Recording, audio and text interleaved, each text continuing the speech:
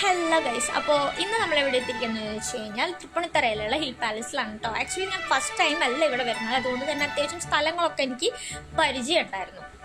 പിന്നെ എടുത്തു പറയേണ്ട കാര്യം, ഇവിടെ വരുന്നവർ മൊബൈൽ അലൗഡ് അല്ല, എക്സ്ട്രാ പേ ചെയ്യേണ്ടി വരും. മൊബൈൽ നമ്മൾ അതിനകത്ത് കയറ്റണമെങ്കിൽ. ആൻഡ് ഫോട്ടോസ് മാത്രമാണ് അലൗഡ് ഉള്ളൂ, വീഡിയോസ് അലൗഡ് അല്ല.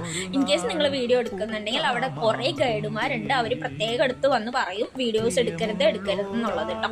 കാരണം അത്യാവശ്യം വിലപിടിപ്പുള്ള സംഭവങ്ങളൊക്കെ അതിനകത്തുണ്ട്, അതുകൊണ്ട് അത് പുറത്ത് പോകരുത്, ഇത് കാണിക്കരുത് എന്ന് വെച്ചിട്ടായിരിക്കും, അതിൻ്റെ ഒരു സെക്യൂരിറ്റിക്ക് വേണ്ടിയിട്ടായിരിക്കും കേട്ടോ വീഡിയോസ് ഒന്നും എടുക്കരുത് എന്ന് പറയുന്നത്. മേ ബി നമ്മുടെ ഈ ഒരു ബിൽഡിങ്ങിനെ പറ്റിയിട്ട്, അല്ലെങ്കിൽ ഒരു ഇതെന്ന് പറയുന്നത് കൊച്ചിൻ രാജവംശത്തിന്റെ ഒരു എന്താ പറയുക വസതിയായിരുന്നു കേട്ടോ.